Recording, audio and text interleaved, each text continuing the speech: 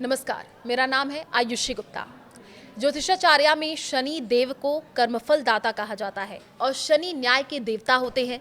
शनि धीमी गति में चलने वाले ग्रह हैं और हमने अपने पिछले पॉडकास्ट में आपको बताया था कि शनि 13 मार्च को मीन राशि में अस्त हुए थे।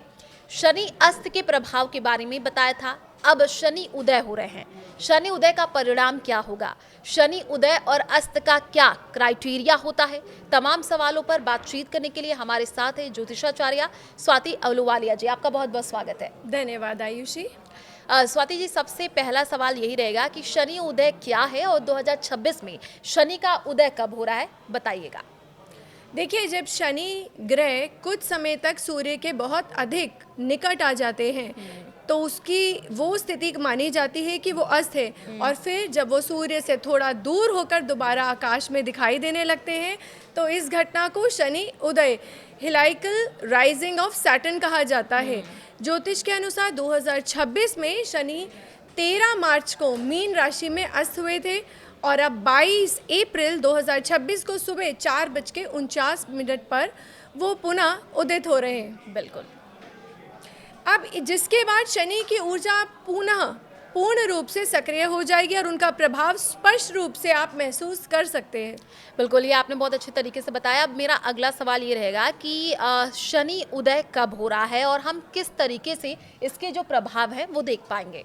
देखिए, शनि उदय के बाद कर्म, मेहनत, न्याय और देरी से जुड़े हुए सभी परिणाम अधिक स्पष्ट और प्रभावी रूप से सामने आने लगेंगे, क्योंकि शनि देव को कर्मफल दाता माना जाता है। इसलिए इस समय व्यक्ति को अपने कर्मों का फल तेजी से मिलना शुरू हो जाएगा, चाहे वो शुभ हो या अशुभ हो। जो काम रुके हुए थे उनमें गति आएगी और मेहनत का परिणाम अब आपको देखने को मिलेगा। तब राशियों की भी बात कर लेते हैं स्वाति जी कि किन राशियों के लिए शनि उदय 2026 में शुभ परिणाम लेकर के आ रहा है, जरा वो भी बताइए। देखिए, जब 2026 में शनि उदय होंगे तो वृषभ, मिथुन और तुला राशि के लिए स्पष्ट और मजबूत सकारात्मक परिणाम लेकर आएंगे।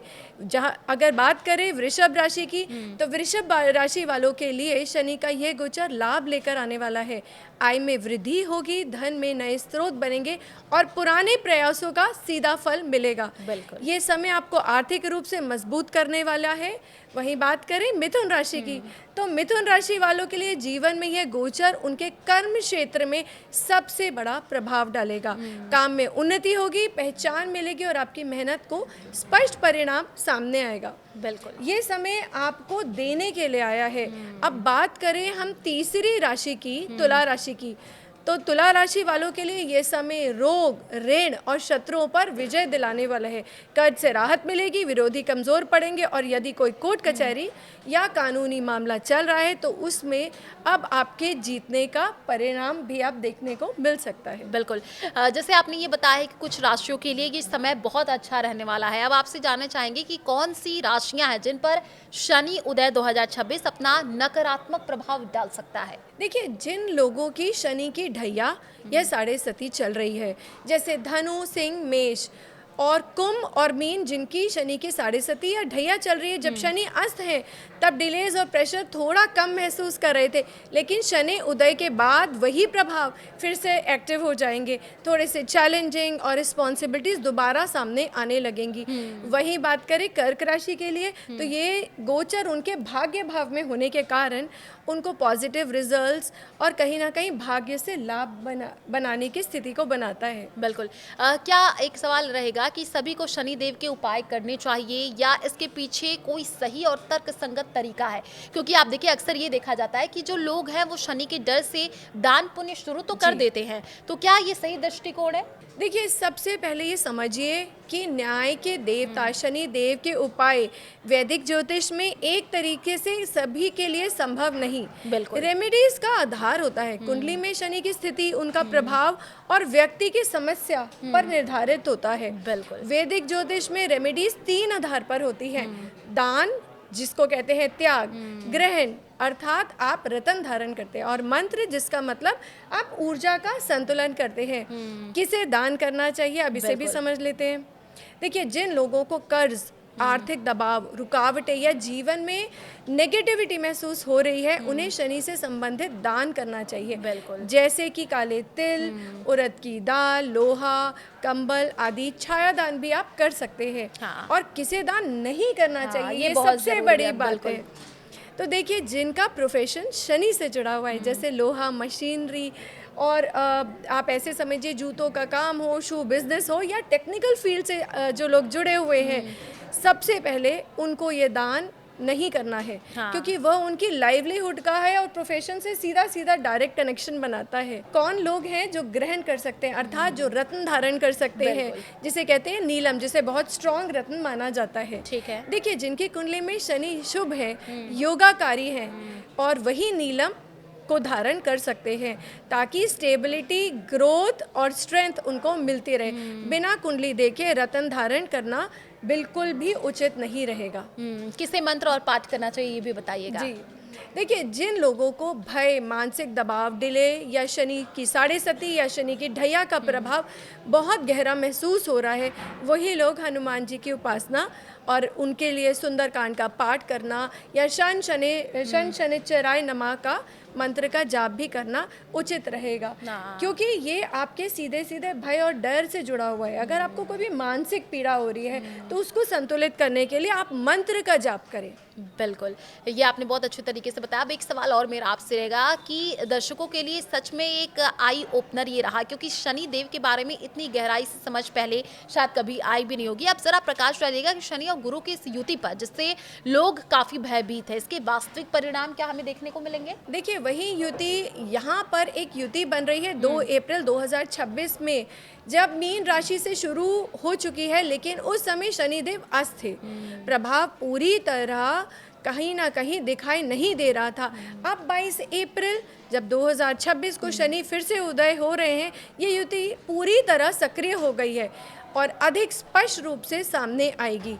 ये एक बहुत महत्वपूर्ण बात समझने वाली है कि ये युति तत्वों का असंतुलन, मतलब इम्बैलेंस को शो करती है। क्योंकि अगर हम बात करें मंगल देव की, मंगल देव अग्नि तत्व से जुड़े हुए हैं, तेज, इम्पल्सिव और एक्शन ओरिएंटेड है। वहीं बात करें शनि देव की, तो वो एक स्लो प्लैनेट है जो कि वायु तत्व से जुड़े हुए हैं और डिले और कंट्रोल को दिखाते हैं। पर जब शनि और मंगल की युति होती है तो कहीं ना कहीं वो भी, ये जो युति बन रही है, ये मीन राशि में बन रही है, जो कि एक जल तत्व की राशि है। तो इमोशनल टर्बुलेंस, कंफ्यूजन जैसी स्थिति बन सकती है। अचानक गुस्सा आना, इम्पेशेंस होना, और आप कोई भी इम्पल्सिव अपने डिसीजंस ले सकते हैं। तो इस पे आपको थोड़ा सा नियंत्रण रखना होगा। तो आपसे अब जानना चाहेंगे कि उपाय और सावधानी बताइएगा, क्या किन बातों का खास तौर पर ख्याल रखें?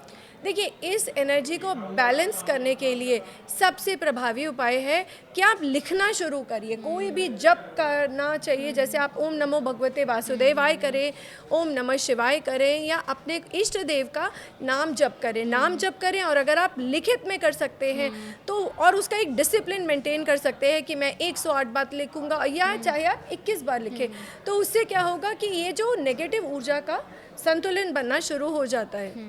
अब मेरा आपसे सवाल रहेगा कि शनि उदय के बाद हमें अपने जीवन में किन बातों का विशेष तौर पर ख्याल रखना चाहिए? क्या इस समय कोई विशेष जीवन दिशा भी अपनानी चाहिए?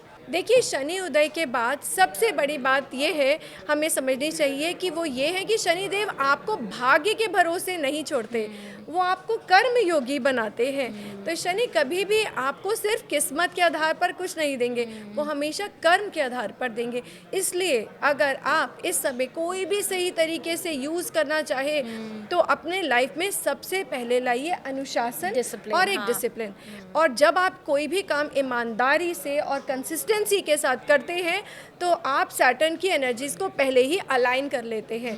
और इसके बाद मैं ये भी कहना चाहूँगी कि कर्म करते रहिए और फल की चिंता छोड़ दीजिए। यही शनि का सबसे बड़ा संदेश है। स्वाति जी, आपसे सवाल है, अक्सर हम सुनते हैं कि शनि देव को प्रसन्न करने के लिए छाया दान बहुत प्रभावी होता है, लेकिन इसे सही तरीके से कैसे किया जाए, जरा वो भी बताइएगा। देखिए, बहुत ही महत्वपूर्ण सवाल है आपका, क्योंकि अक्सर लोग इसमें काफ़ी कंफ्यूज होते हैं। बिल्कुल। देखिए, समझने वाली बात यह है कि शनि देव के उपायों में छाया दान का बेहद प्रभावशाली माना जाता है। इसकी सरल विधि शनिवार के दिन एक कटोरी में सरसों का तेल, उसमें एक सिक्का डालें और उस तेल में आप अपना प्रतिबिंब देखें। यही नहीं, इसी को छाया दान माना जाता है, क्योंकि आपका प्रतिबिंब और ज़रूरतमंद को दान कर दीजिए। ये आप शनिवार के दिन शनि मंदिर में भी आप इसको दान दे सकते हैं। यह उपाय जीवन में नकारात्मकता को कम करता है और स्थिरता लेकर आता है। अब चलिए राशि अनुसार भी बात कर लेते हैं, क्या कुछ खास उपाय किए जाए। स्वाति जी शॉर्ट में जल्दी जल्दी दर्शकों को बताइएगा। मेष राशि, देखिए, मेष राशि की बात करें तो शनि का उदय अपने खर्चों का आपको थोड़ा बढ़ा सकता है। वैसे ही शनि की साढ़े सती की शुरुआत है, इसलिए हेल्थ और फाइनेंसिस दोनों पर थोड़ा सा ध्यान रखिए। बात करेंगे वृषभ राशि के लिए, तो आपके लिए शनि का उदय बहुत ही शुभ रहने वाला है। ये एक गोल्डन पीरियड की तरह है आपके लिए, ग्रोथ, प्रमोशन और अपॉर्चुनिटीज़ के लिए स्ट्रॉन्ग फेज है। बात करेंगे मिथुन राशि के लिए, तो काम की जगह रिस्पॉन्सिबिलिटीज़ बढ़ेंगी और विजिबिलिटी भी मिलेगी। जितनी जिम्मेदारी आप लेंगे उतना ही आपका यहाँ पर ग्रोथ होगा। भी आएगा। बिल्कुल। कर्क राशि की बात कर लेते हैं। कर्क राशि वालों के लिए आपका भाग्योदय होगा, क्योंकि रुके हुए काम अब पूरे होंगे। और यहाँ पर अगर आपका ट्रेवल का भी योग बनता है, कहीं ना कहीं लॉन्ग डिस्टेंस ट्रेवल दिखाई देता है, जो कि आपके लिए काफ़ी सक्सेसफुल रहने वाला है। बात करेंगे सिंह राशि वालों के लिए, तो ये समय ट्रांसफॉर्मिंग है। ढैया के कारण मेहनत ज़्यादा करनी पड़ेगी। इम्पल्सिव डिसीजंस बिल्कुल ना ले, पेशेंस रखिए और ये आपको विजिबिलिटी देने वाला है। बात करते हैं कन्या राशि वालों के लिए, तो रिश्तों पर काम करने का समय है।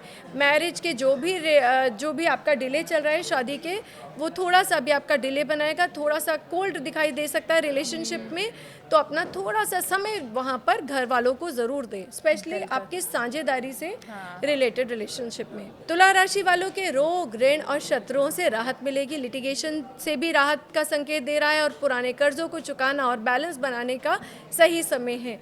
बात करते हैं वृश्चिक राशि वालों के लिए, तो चाइल्ड बर्थ में थोड़ा सा डिले दिखाई दे रहा है यहाँ पर, लेकिन हायर एजुकेशन के लिए और टेक्निकल फील्ड में ग्रोथ के स्ट्रॉन्ग योग भी बना रहा है। बात करते हैं धनु राशि वालों के लिए, घर से जुड़े काम, कंस्ट्रक्शन और रेनोवेशन अब पूरे हो सकते हैं। जो भी रुका हुआ काम था अब पूरे होते हुए नज़र आ रहे हैं। मकर राशि की बात कर लेते हैं, बताइएगा। देखिए, मकर राशि वालों को अब आपका टाइम है आगे आने का, आपका पराक्रम दिखाने का। फ्रंट फुट पर आपको डिसीजंस लेने पड़ेंगे जो आपको सपोर्ट करेंगे। और बात कर लेते हैं कुंभ राशि वालों के लिए, पैसे का फ्लो थोड़ा सा टाइट महसूस हो सकता है, कुछ खर्चे बढ़ा सकता है। फाइनेंशियल प्लानिंग रखिए इस समय। और बात करेंगे आखिरी राशि मीन राशि के लिए, यहाँ पर आपको अपने हेल्थ को लेकर थोड़ी सावधानी ज़रूर बनानी पड़ेगी। जिम्मेदारियाँ बढ़ेंगी, लेकिन बैलेंस बनाए रखें, तो यही गोचर शनि का आपके फेवर में जाएगा। बिल्कुल, शुक्रिया आप हमारे साथ जुड़ी और आपने इतने अच्छे तरीके से इस बारे में डिस्कस किया है, क्योंकि हमने पहले भी डिस्कस किया था, लेकिन अभी वाला जो टॉपिक है इसको राशि किस हिसाब से जो है राशियों पर क्या प्रभाव पड़ेगा उनको खास तरीके से ध्यान रखने की ज़रूरत है। शुक्रिया हमारे साथ जुड़ने के लिए, बहुत बहुत धन्यवाद।